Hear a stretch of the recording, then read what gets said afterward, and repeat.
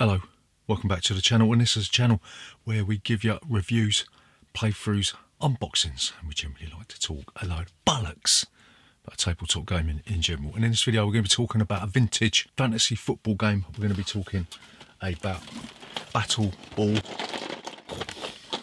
And this is a game that was released in 2003 by MB Games. It's like a Blood Bowl clone where you'll be taking control of an American football style team. You'll be trying to get 2 touchdowns into your opponent's end zone that will allow you to win the game. So in this video we're going to be giving you a very brief overview of the rules. We'll be telling you what we do like, what we don't like.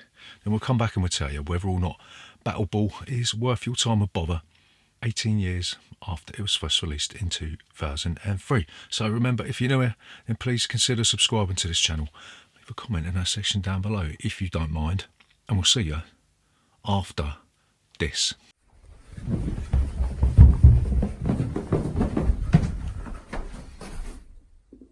Bollocks! So, BattleBall, how do you play this game? So BattleBall is a 2-player only game. You're going to be taking control of one of 2 teams. You've got the Iron Wolves, which play in blue, and you've got the Black Hawks, which play in red, right? Each team is comprised of 11 players. You've got different categories of players. You've got 3 running backs. They will have a 20-sided die. You've got 1 tackle, which has a 6-sided die. You've got the heavy tackle, which is the big bastard, who gets 2 6-sided dice. You've got the linebackers with the blue 10-sided die. Then you've got the safeties with the 12-sided die, and you've got 2 linemen with a black 8-sided die, right? At the beginning of the game, you'll stick the silver football token in the centre of the pitch, and you'll be free to allocate your players in any position you like, as long as they sit behind the 20-yard line. So on your turn, you have got a few different options. You can move one of your players. You'll shout out the name of the player and you'll point to the specific mini of the player that you want to move, and then you will roll the die associated with it. So for instance, if you're going to be moving a running back, you'll point at the running back that you want to move and you'll roll the 20-sided die and you will move that number of spaces. You can move diagonally if you want, and you can move backwards and forwards, but you can never occupy a space where there is another miniature. You also cannot move into a space that contains a carnage token, because these are like sort of debris that is left over from like tackles and stuff like that. And if you move into a space that's adjacent to another opposing figure, then you must stop and then you will have to have a tackle. One thing that you've got to be mindful of is that when you're moving the heavy tackle, you'll be able to roll both of your 6-sided dice and you'll be able to choose which number you want to use as your movement. Also with heavy tackles, because they are so big, they are so clumsy, if you roll the same number, then they will not be able to move because they sort of malfunction, yeah. So like we said, if you end your movement and you are occupying a space that is next to one of your opponents, you'll have to have a tackle. What you do, you'll take the die that is associated with the type of player that you're using. So for instance, if you're using the running backer again, you'll take the 20-sided die, and then your opponent will take the die associated with their figure. You'll both roll them, and then the lowest numbered figure will win the tackle. So the loser will then take their figure off the board and stick it in their dugout, and if you roll a 1, then the player is seriously injured and they are taken out of the game for good. At the end of the first half, once one player has scored a touchdown, then you'll be able to readmit all the players that were taken out and put in your dugout. So once you've resolved the tackle, you will place a carnage token in the space of the player that was removed from the board, and you will never ever be able to move through this quagmire of crap.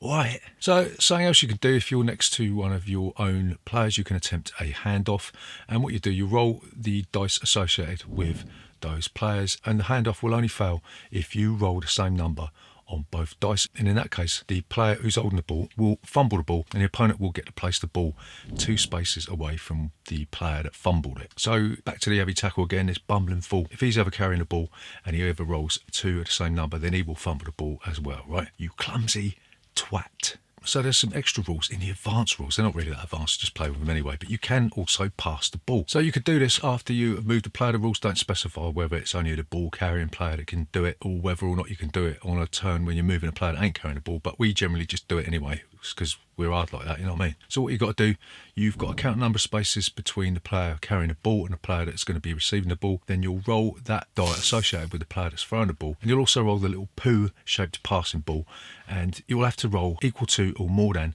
the distance between the 2 parties. If you don't, then your opposing player will be able to place the ball that number of spaces away from the player that fumbled the ball, right? So the game will end once one player has scored 2 touchdowns. If it's 1 touchdown apiece, then you'll go into overtime, and then you'll have a third round. And if ever a player gets 2 touchdowns, then they will be the winner of BattleBall. Right, so what do we like about BattleBall? So the first thing that we really like about BattleBall is that the dice mechanics are really quite interesting. You do get quite a few choices between the different types of players. For instance, if you're using the running back, they're going to be good at speed work, they're going to be good at throwing the ball, but they're not going to be very good at tackling, right? And likewise, the heavy tackle or the tackle, they're going to be rolling the 6-sided dice. So they're going to be pretty good at tackling. They're going to have more chance of getting a serious injury, which is going to take them off the board, right? And they're going to be pretty crap at throwing the ball, and they're also going to be pretty crap at moving. The choices here are you going to try and race for the ball and try and get a quick touchdown with your running backs, or are you going to hold back, use some of your intermediate strength characters to tussle the ball off the opponent and then throw it to your running back and get it in the opponent's end zone? So yeah, the dice mechanics quite novel for this era of game, right? So second thing we like about BattleBall is the miniatures in this game are fucking amazing for 2003, right? They're pre-painted, they're huge, they're really quite detailed for the era that they were made in, and they sort of remind us of that Heroescape era. If you go back and look at some of the Heroescape minis, then these are the same sort of thing. It's just a shame that MB Games really stopped doing these quite innovative tabletop games that really captured the imagination of gamers of the era and not just kids that had been brought up with Monopoly and all those Hasbro lumps of crap. You know what I mean? So the next thing we really like about BattleBall is that the board is absolutely huge. The fact that the board does give you quite a bit of room to chain together some sort of, maybe not combos, but like some combinations of moves, throwing the ball forward and then trying to tempt your opponents out of defence so you could just lob the ball to another player. And I was really quite surprised when I did crack this open. The board was absolutely bloody enormous. We really do like that about this game, you know what I mean? So what don't we like about BattleBall?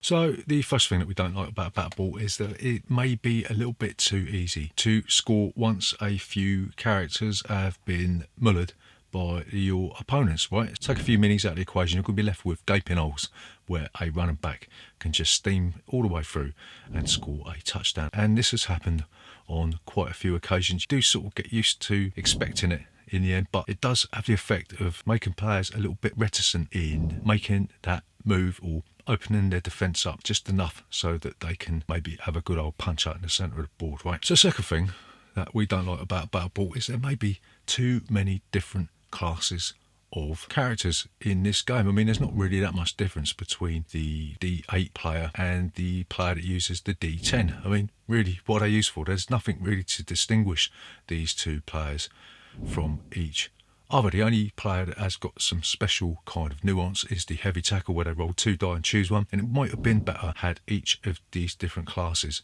had something unique to them, but they don't, so that's that. So the next thing that we don't like about BattleBall is the same thing that a lot of these football games suffer from, and it is just a bunch of random die rolls. At the end of the day, it's the same sort of thing you're going to get with Blood Bowl, where you're just going to be rolling a load of dice and just seeing what happens, right? And we can sort of forgive this game for that a little bit, because this really is just sort of a kid's game. It's not a game where adults are going to be tossing themselves off thinking that we're actually playing a real game of American football, right? It's just a game that you can play, chuck it away in the cupboard, and it comes out another 20 years later, right? So whilst it's random, we're not really going to be taking it that seriously where it's going to be a major problem, even though it is a bit of a problem. So to summarise, is BattleBall still worth your time and bother today and in the future?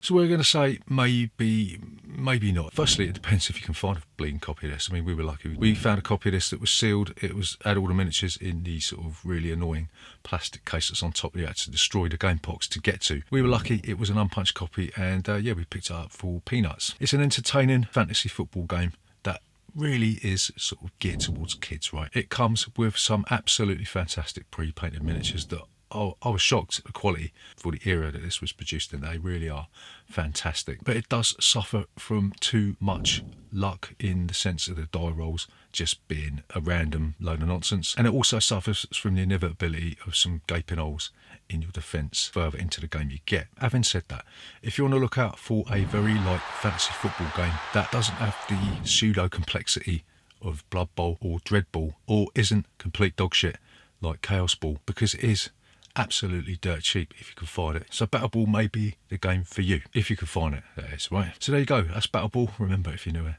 please consider subscribing to this channel. Leave a comment in that section down below, will you? I'll see you next time.